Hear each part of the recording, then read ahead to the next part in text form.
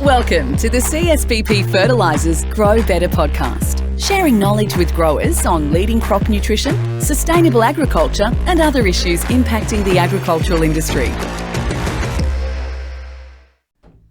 G'day everyone and welcome to another episode of the CSBP Grow Better podcast. My name is Grey Johnston and I'm very pleased to be joined today by CSBP's Sales Strategy and Reliability Manager, Ben Sudlow. Welcome, Ben. Thank you for having me, Grey. Oh, look, it's our pleasure. Ben, we're going to talk today a bit about how the 2023 season is shaping up and what's happening at CSBP to support that. But maybe can you introduce yourself to our listeners out there in Grow Better podcast world and tell us a bit about yourself and your career? As a first-time Grey, why not?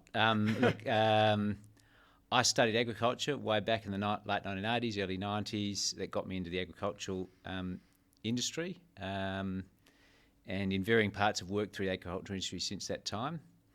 I moved into the fertiliser industry in the late 1990s. Have been in and around the fertiliser industry for that time, which is nearly 25 years, and at CSBP for a vast portion of that too. And I guess what is the focus of your role at CSBP and what sort of things do you and the team look at? We're looking at, firstly, making sure our product and service offering meets the current market needs. And if you think about where the market's come from in the time that I've been here, in life gone by, it's pretty straightforward and it was simple. You ordered fertiliser and it was pretty simple product offering. You might have bought urea, you might have bought a Baggrass, and even in those days there was a substantial volume of DAP sold. So it's a pretty simple product range. It was also a very simple means of buying it. You'd sort of forecast a basic volume, and in general people priced it on the day that they picked the fertiliser up. So pricing was relatively stable, and you ordered it in November and you picked it up sometime before Christmas all the way through till seeding. What's changed, of course, is product range has got much more sophisticated, as has the sophistication of our customers. As that has changed, so too has the product range. We're now selling a lot more of complex NPKs like Macro Pro, K-Till, of course Flexien's now in the market, multiple applications of fertiliser. Sheer volume of product has changed, and the offers as well have changed. You don't necessarily have to pay fertiliser on the day you pick your fertiliser up. There's a whole myriad of options of pricing early, pricing up to when you need it. And so the complexity of offers and range and volume has been a big change that I've seen over that time. And that brings us nicely, I guess, to where we are now, which is preparing for the 2023 growing season and of course, to support growers in WA with their fertiliser requirements for that season. And you talked about the market not only becoming more sophisticated, but frankly becoming much bigger, and that's certainly something we've seen over the last couple of growing seasons. Is that the right place to start? Yeah, definitely. Look, we over, it doesn't seem that long ago, maybe it's 5+ years ago, we sort of would in our volume budget that we would be importing to a cropping hectareage. It was probably average. We would expect that the crop might produce 12 to 14 million tonnes. And look, that's just now been completely blown out of the water from what we've seen probably in the last 3 to 5 years, but particularly the last two. Mm-hmm. Yeah, so in the last couple of seasons we've seen, consecutive record years, which I mean statistically seems improbable, and yet it's happened. Yeah. How does that flow through to your world and the fertiliser industry? Well, in the end of the day, the simple numbers are we farmers in WA produce 50 million tonnes over 2 years, and that from someone like me who's been around for quite a long time in the industry is something that might not ever have been thought possible, particularly over a couple of seasons. That, in simple terms, is nearly enough grain that's removed that much nutrients in 2 years that we would have otherwise seen go out in 3 to 4 years in previous years. So that's a big scale difference. And that sort of removal at some point, and it doesn't have to be straight away, but at some point has to be replaced in the soil. And that replacement broadly has to happen using fertiliser, I guess. Yes, fertiliser is, of course, you can put legumes in and so forth, but in the end of it, the sheer volume that now is being produced in the market in 2009 in this state was 1.3 million tonnes of fertiliser was sold. We've seen the market growing. It was 2.5 million tonnes last year.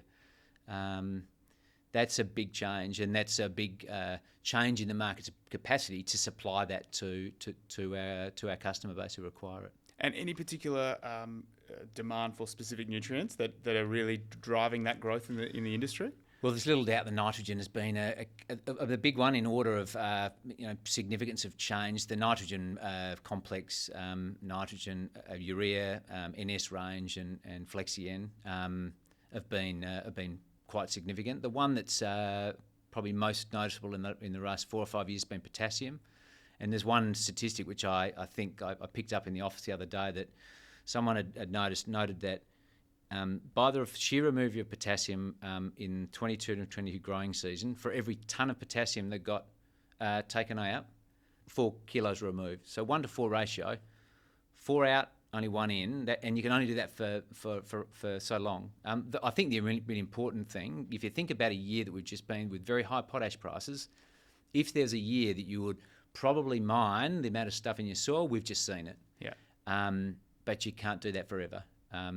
And I think the message then goes to make sure that what that demand is in a time when nutrient depletion has been so high is well understood. So the plans going into 2023 are very clear. So you touched on planning for 2023, and you touched on potash there. And look, people who've been listening to the CSBP Grow Better podcast have heard last year we had James and Miles on the show touching on the importance of potash in West Australia, and talking about the growth in requirement for that nutrient as these removal rates increase. But turning to plans for the 2023 season, what are you seeing in terms of how growers are planning for putting their crop in, and how is that message filtering through to your team at CSBP? Look, things are delayed. We know that customers have been harvesting much longer than what they otherwise would have liked. They're taking holidays, and probably the impetus to be thinking about fertiliser based on price has not been there that we might have seen in previous years. So the market has been fairly static. But, we get to the point in time now with products coming in and going into sheds, and our planning to make sure we can meet our customers' needs is now, it's right here, it's right in front of us, and it's becoming, within the next couple of weeks, we've got to start seeing some movement here. And what do you mean by movement? What does that really mean? Look, I think if you've spoken to Rusty, I think last week on the podcast, Grey, he would have talked about the supply chain and probably give some confidence around the supply chain as it means arriving into WA. What we've got here, we've got plants running 24/7 making cropping compounds, and I think this week we know they're making K-Till and they're making Macro Pro products to meet the seeding requirements, and they'll run right the way through till seeding and all the way through seeding, and expect to run through to mid-May. And so that's production's running full tilt. Rusty would have described the amount of ships that have been here and are coming. So we've got that part pretty well lined up. Our people are ready.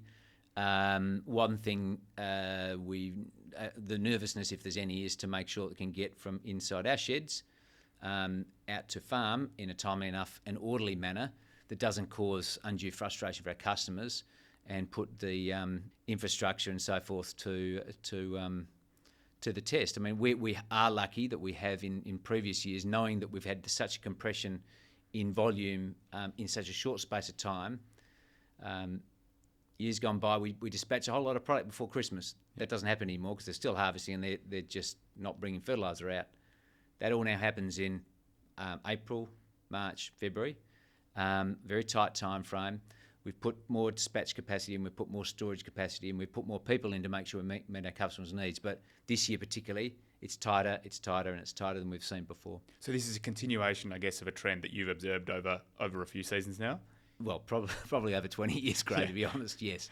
Yeah. And so that tightness, I guess, when, tightness in logistics capacity, not necessarily just a CSBP thing, but an industry thing, it sounds like. It could be transport logistics or port logistics.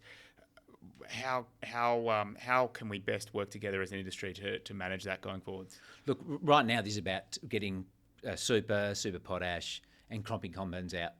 The port logistics, and I think that's will end up becoming probably a nitrogen issue, which we've seen across industry wide as getting enough nitrogen in to meet very large and unpredictable movement in nitrogen demand. I think that change too is probably sometimes forgotten as well. There used to be probably one application of nitrogen post-seeding, sometimes not a one application post-seeding, and it might happen over a 6-week period, and it was just a slow trickle demand as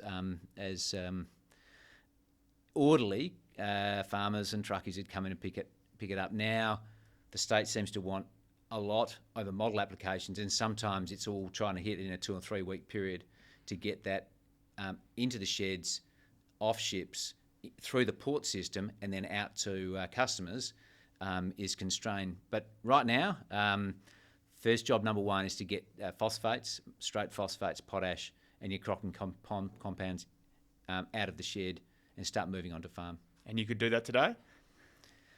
Oh, look, we'd like to be put to the test. I mean, look, it's a lot easier for all of us when it happens over 8 to 10 week period as opposed to a 6-week period. And look, selfishly, that's important for us because it makes our life easier, but ultimately it's also making the life of the carriers and our customers easier as well, because they get product where they want it, when they want it, and they're not waiting at a critical time, which can be exacerbated in the event of an early break, which we've seen over the last 2 years. And Ben, Rusty in our last episode mentioned the level of commitments was lower than it would normally be at this point in the season. How does that impact you and your team in the way you're thinking about how the season's shaping up? When commitments are low, you are believing the best models that we can predict about what demand's going to be like. Thankfully, customers forecast what their likely demand is. When that demand goes from best intentions, I'm going to buy this, to a commitment, we get some confidence that that product that we're bringing in is going to be sold. And right now, we're at the critical point of that cropping compounds market where we're looking at a last phosphate ship and think, does it come in? Yes or no? If it does, how much product do we put on it? And finally, then, if that ship is coming, what products do we put on? We want to get that as right as possible. And the same goes with how we manufacture. Do we make more Macro Pro? Do we make more Agras? Do we make more K-Till? So when we can get those commitments, we've got to think about supply chain to have the raw materials here to make what the customers need. And those commitments gives us certainty to produce, import and buy the products that our customers want. So any commitments that people are able to give us now to give us some certainty, particularly around that last phosphate shipment, will be critically important for us. And I guess commitments, can also be linked to booking an appointment to dispatch fertiliser and to pick up your fertiliser. But growers can do that using a supply contract without also making a commitment. That's right, isn't it? Yeah. So you get supply contract gives you certainty that the product will be there in the month that you want it. Yeah, but this is about making it. It's about planning, and it's about planning for the customers, but helping the carriers plan as well to make sure they can manage all their customers and get the product out to farm when it's needed. Sounds like the team are prepared as best they can and cautiously optimistic we'll be able to meet the demands of the market, and more optimistic if we can get moving sooner rather than later in relation to getting the appointments in the appointment book and fertiliser moving to farm. Any other messages on that theme you think are worth sharing with the market, Ben? Yeah, look, I think that if you think about where it's about planning. I mean, we know most farmers that they're going to be, they know what they're likely going to be doing in 23, or got some good plans about what we're going to do in 23 from a nutrition point of view, to make sure that they understand what their demand is. If you look at that statewide potential nutrient depletion that we've been talking about earlier, what does that mean for my farm in my paddock, and then scaling that up? And I think what we can do to support that is to make sure that we can assist those customers understand their demand, with soil testing and understanding models and talking about rotations and so forth. So that's number one, to understand what their demand is and how that will scale up to what products they need, and our account managers can help support then working that into what products will meet that demand. So that puts after let's get certainty around the demand part, and then rolling forward to the supply, which is talking to customer service or the area manager, account managers, and getting plans in place to get product out where you want it, when you want it. Simple message, Ben. Figure out your demand, figure out how you're going to get it, and make it happen. Yeah. It's pretty easy. That's it from us today on the CSBP Grow Better podcast, with some brilliant insight from our CSBP Sales Strategy and Reliability Manager, Ben Sudlow. Ben, thanks for joining us. Thanks, Gray. And thank you all out there in podcast world for joining us on another episode. As always, follow us at CSBP Fertilisers on all your favourite social platforms, and slide into our DMs with any suggestions or recommendations for the show. But apart from that, I've been Grey Johnston, been joined by Ben Sudlow. Thanks everyone. See you later. Goodbye. Thanks for tuning into another episode of the CSBP Grow Better podcast. For more information about CSBP, please visit csbp-fertilisers.com.au or connect with us on social media at CSBP Fertilisers on Facebook, Twitter, Instagram and LinkedIn. This podcast is provided as general information only. The content of this podcast is not a recommendation and has been prepared without taking your objectives or circumstances into account. Before acting on the content of this, you should consider its appropriateness to your circumstances and seek independent advice.